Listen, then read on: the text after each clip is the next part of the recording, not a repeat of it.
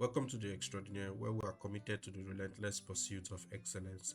If you love learning new things, you love tech, or you just want to skill up, make sure you subscribe to this channel so that you don't miss any of our content. In our previous episode, we looked at scopes and namespaces. In today's episode, we're going to be looking at other aspects of a class like the class definition syntax, class objects, instance objects, method objects, class and instance variables, and some warnings about using classes. The simplest form of a class definition looks like this. Now, class definitions like function definitions must be executed before they have any effect. So we could place the class definition in a branch of an if statement or inside a function. In practice, the statements inside a class definition will usually be function definitions, but other statements are allowed and sometimes useful. We'll come back to that later. The function definitions inside a class normally have a peculiar form of argument list dictated by calling conventions for methods. Again, this is also explained later. When a class definition is entered, a new namespace is created and used as the local scope. Thus, all assignment to local variables go into this new namespace. In particular, function definitions bind the name of the new function here. When a class definition is left, normally via the end, a class object is created. This is basically a wrapper around the contents of the namespace created by the class definition. We'll learn more about class objects in the next section. The original local scope, the one in effect just before the class definition was entered, is reinstated, and the class object is bound here to the class name given in the class definition header, and that is class name. In our example here, this class name. Class objects support two kinds of operations: attribute references and instantiation. Attribute references use the standard syntax used by all attribute references in Python, where you have the object, dot, and then the name. Valid attribute names are all the names that were in the class's namespace when the class object was created.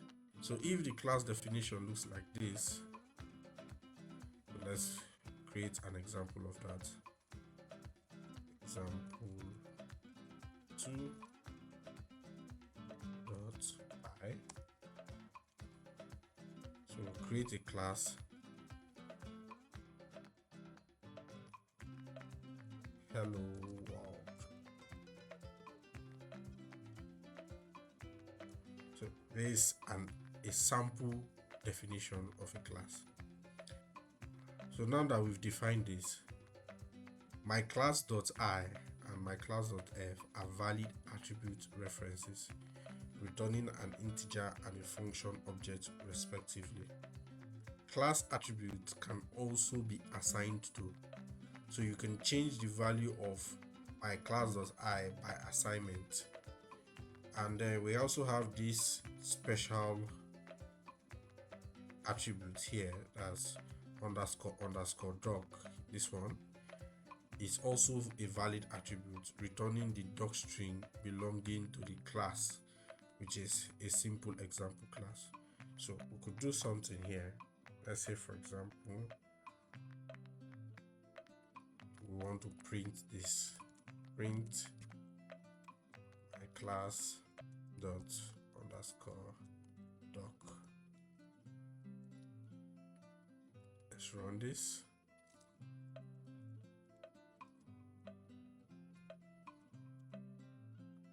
Example 2.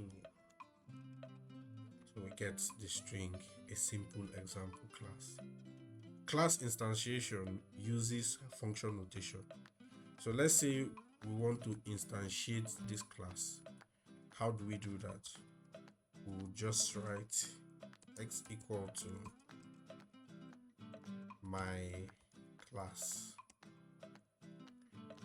and by so doing we have created an instance of the my class class, which we now assign to X. So X is an instance of my class. The instantiation operation creates an empty object. Many classes like to create objects with instances customized to a specific initial state. Therefore, a class may define a special method named init. So what we've done here, just created an empty object. There's nothing inside of it. Let's do two definitions. Duplicate this. Say this is my class, and let's say this is your class. And in your class, we're going to add the init definition. So we're going to say dev underscore init, and here this was automatically added. Let's just remove all this. So here we're going to say self dot data equal to an empty list and save. Now X is equal to my class. Let's say Y is equal to your class. And now let's print X dot data and print Y dot data. So we're going to say X dot data is equal to this, and Y dot data is equal to this. If we run this, we get an error there. Yes, why? Because X doesn't have any attribute called data. So let's comment this first one and run it again. We get Y is equal to an empty list. Why? Because we have an init function here, and this init function is called automatically whenever a class is instantiated. Also, the init function may have arguments for greater flexibility. In that case, arguments given to the instantiation operator are passed onto the init. So let's say we have a new class. Let's duplicate this. Let's copy and paste and rename this to example 3.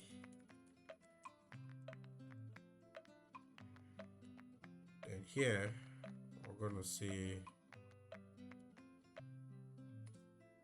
move this, and we'll remove this for now. Then here we're going to say we want to initialize, we want to set the init to have real and imaginary parts. So we have the argument real part. So the name of the class is complex,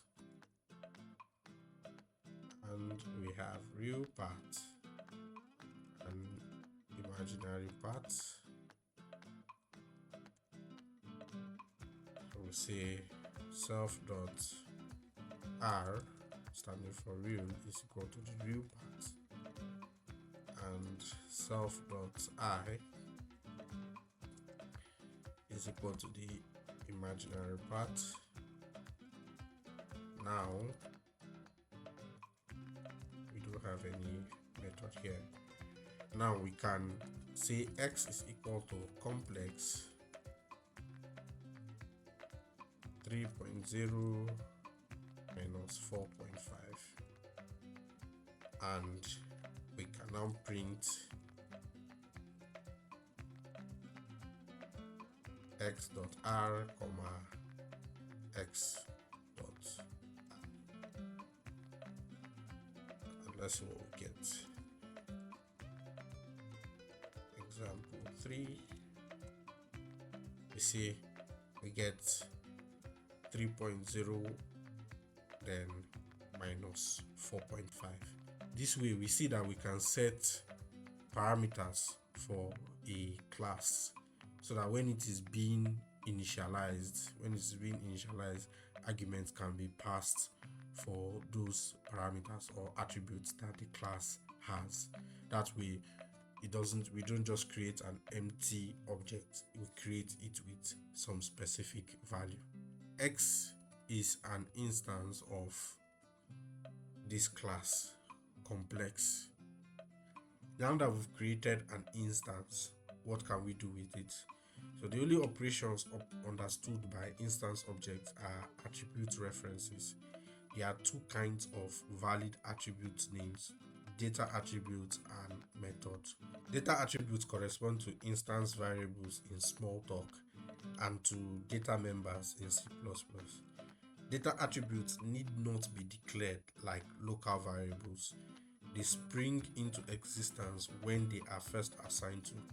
For example, if X is an instance of my class as created in the previous example, we can write the following piece of code. So let's take a look at an example. You can say example 4.py,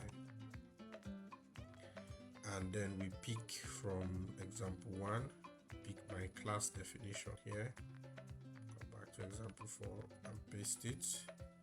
Then we can create an instance of that, say x is equal to my class, and we can do x.counter equal to 1 and say while x.counter is less than 10, x.counter equal to x.counter times 2. Then we say print x.counter and then delete x.counter.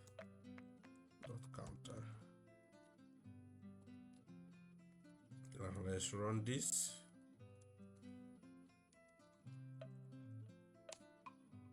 And we get 16.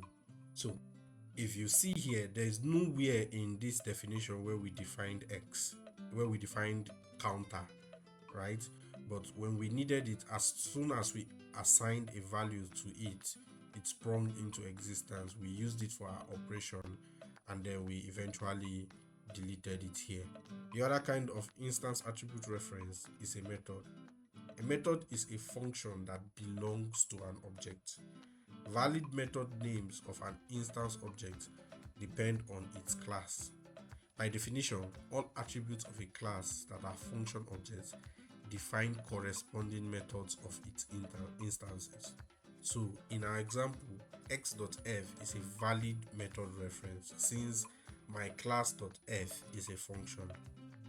But x.I is not, since my class.I is not. But x.f is not the same thing as my class.f, because my class.f is a method object, not a function object. Don't worry if you do not get all of these. As we go along, it becomes clearer. Usually, a method is called right after it is bound with this syntax here. So, let's say, for example,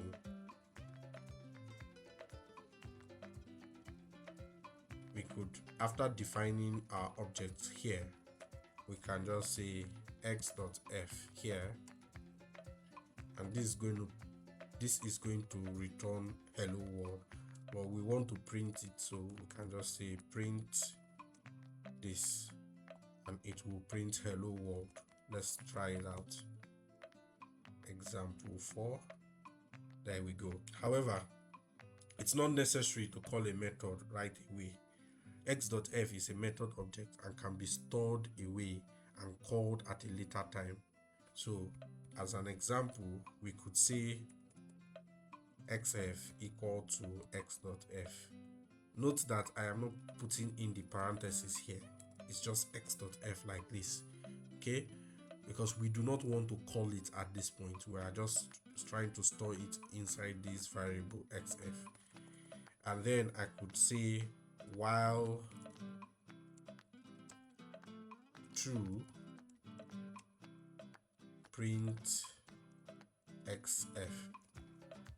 Now all this will do is it will just be printing hello world till the end of time, and probably it may even crash my system before it gets to the end of time. But basically this will be printing hello world forever. But to prevent that, we could just put a counter here and say counter equal to 1, and every time we print, we increment the counter equals to counter plus 1, and we can say while counter is less than 5. Now if we run this, we get hello world printed 1, 2, 3, 4 times. So you see now that we can just store the function somewhere and call it at a later time. So what exactly happens when a method is called? You may have noticed that x.f was called without an argument, even though the function definitions for f specified an argument. What happened to the argument? Surely Python raises an exception when a function that requires an argument is called without any, even if the argument isn't actually used. The special thing about methods is that the instance object is passed as the first argument of the function. In our example, the call x.f is exactly equivalent to my class.f, and then we pass in x into it. In general, calling a method with a list of n arguments is equivalent to calling the corresponding function with an argument list that is created by inserting the method's instance object before the first argument. So what this is basically telling us is that we are passing in whenever we call x.f here.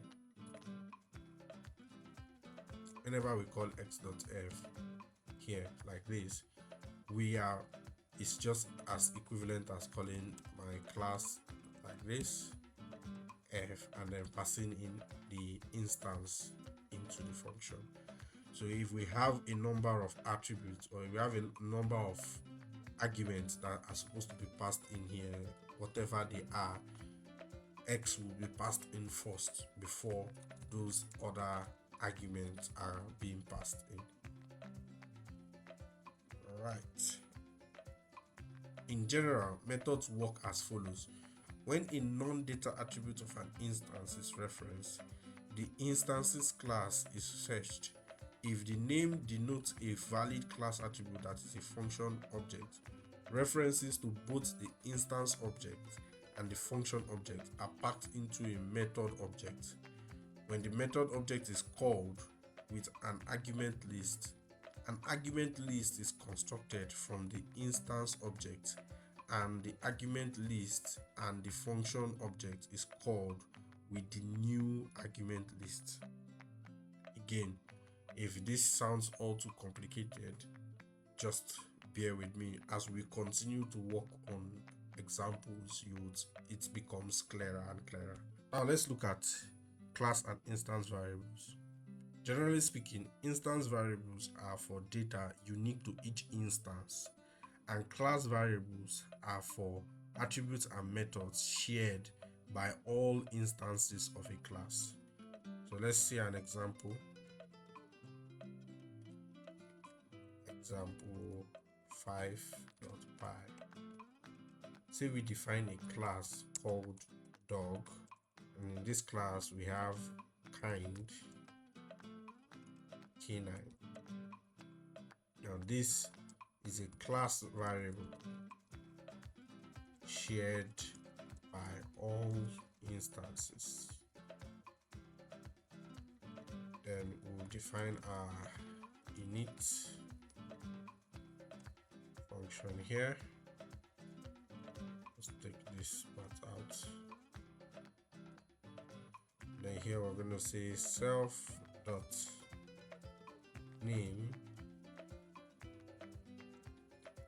Self.name is equal to name, passing name as an argument.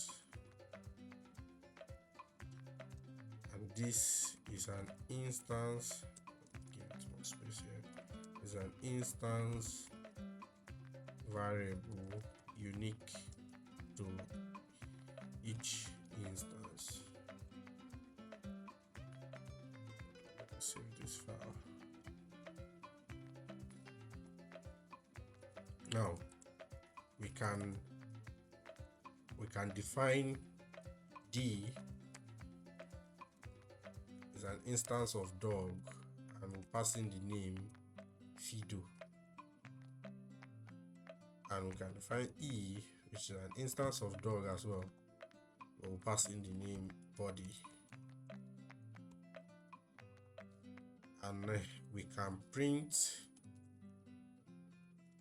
the kind of D. So say D's kind is what is D dot kind, and we can say E's kind as well.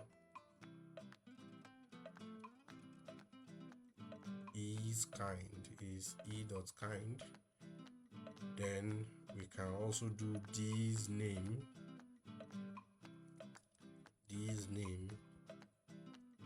and E's name as well. E's name. Now if we should print this, we should run this, sorry. So D's kind is canine, E's kind is canine, because they are sharing the same kind, because kind is a class variable. D's name is Fido, E's name is Body. The name is unique to each instance because that is an instance variable. We have to be careful when using class and instance variable, because you could mistakenly use an instance variable as a class variable.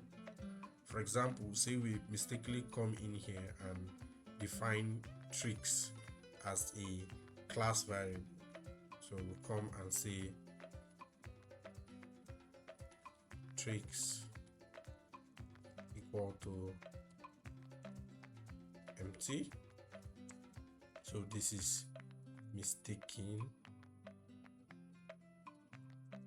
use of a class variable.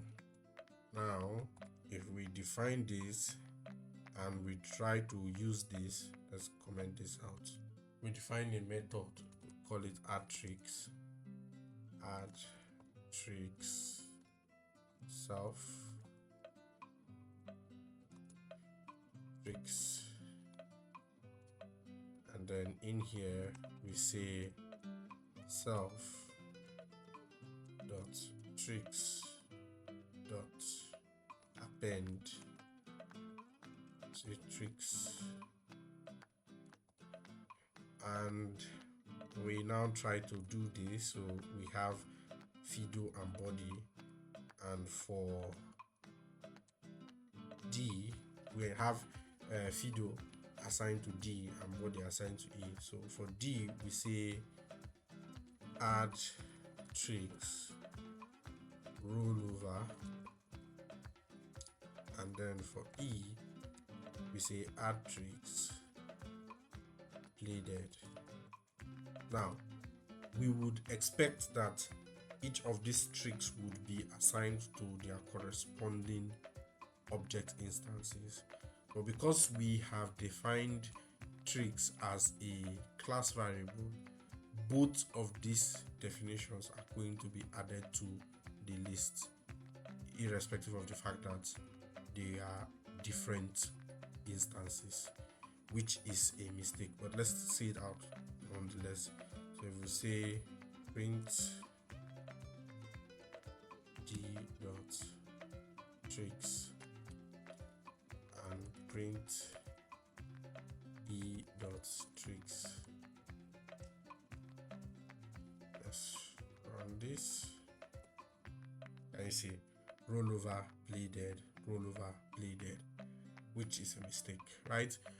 Now to fix this, what we need to do is, instead of defining tricks as a class variable, we have to define it as an instance variable. So we'll say self dot tricks equal to empty string. So this is the correct use of instance variable. So this will create an empty list for each instance. Now let's save this. And now if we should run this again, instead of having both of these values for each instance, we're going to have one value for each. Let's run it and see. And we see that rollover bleeded. Makes sense. If the same attribute name occurs in both an instance and in a class, then the attribute lookup prioritizes the instance. For example, say example 6.py. Here we can define a class called warehouse, and inside here we say purpose is storage and region is west. You can now say define an instance of this class w1 equal to warehouse, and we can print w1 dot purpose and w1 dot region.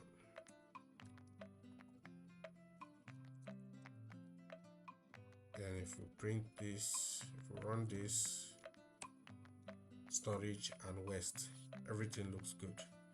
Now if we should come in here and say w2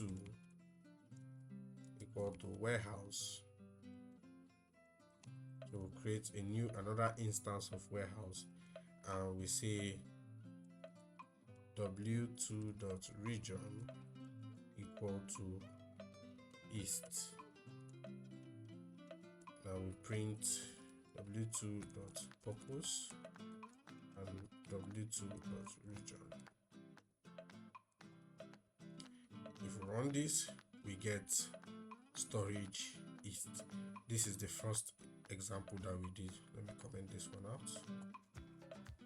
Run it again. So we get storage east. So let me explain what's happening here. Here we are assigning east to an instance attribute region. This instance attribute region is going to overwrite this class attribute or class variable which add a value of west. So when we print it, we have storage and east instead of storage and west. Often the first argument of a method is called self. This is nothing more than convention. The name self has absolutely no special meaning in Python. Note, however, that by not following this convention, your code may be less readable to other Python programmers, and it is also conceivable that a class browser program might be written that relies on such a convention. Any function object that is a class attribute defines a method for instances of that class. It is not necessary that the function definition is textually enclosed in the class definition. Assigning a function object to a local variable in the class is also okay. For example, let's create a new file, say example 7.py. can say def p self x, self x y. So this is a function defined outside a class. Here we're going to say return mean x comma x plus y, and we can define a class here. C f is equal to, oh, this is f1, say f1,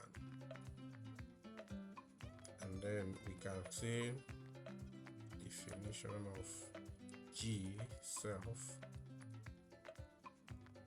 return hello world.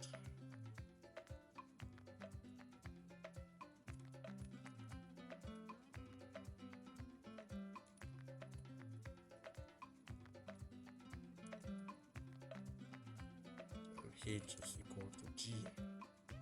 So now f, g, and h are all attributes of the class C that refer to function objects, and consequently they are all methods of the instances of C, h being exactly equivalent to g. Note that this practice usually only serves to confuse the reader of a program, so it's better if we just define everything inside the class, but like we've pointed out, all of this is still valid Python code. Methods may call other methods by using the method attribute of the self argument. For example 8.py, we are defining a class called bag, and inside it we have our init. I don't want this, just remove it.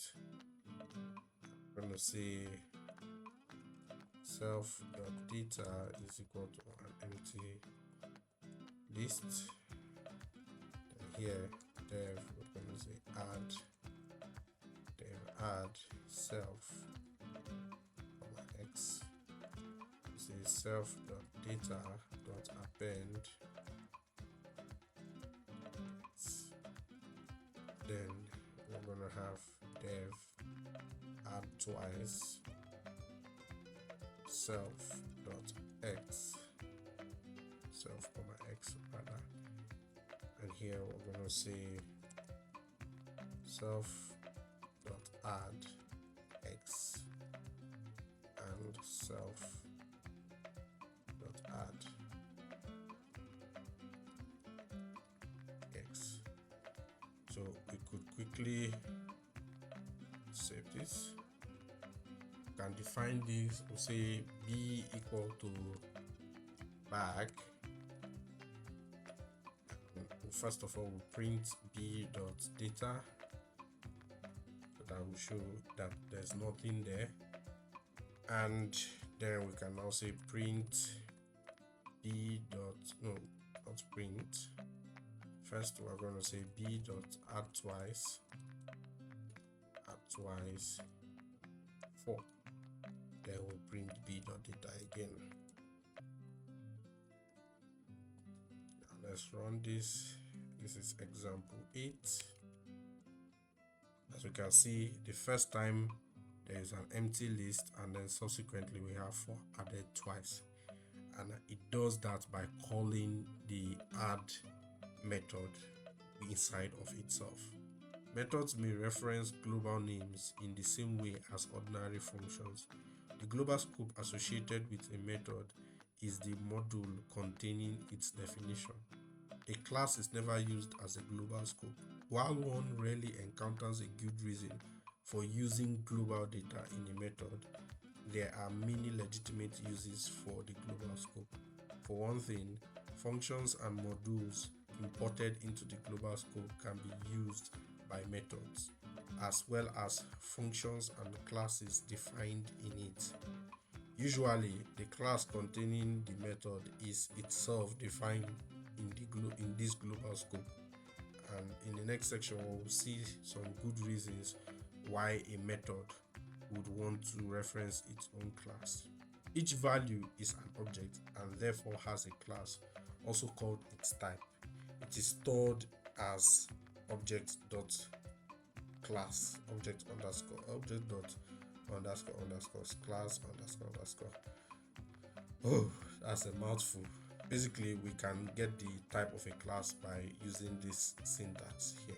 We're going to stop here for now. We're going to continue in the next episode. If you loved the content, do like and subscribe, and make sure you share with others. And I'll see you in the next one. Bye.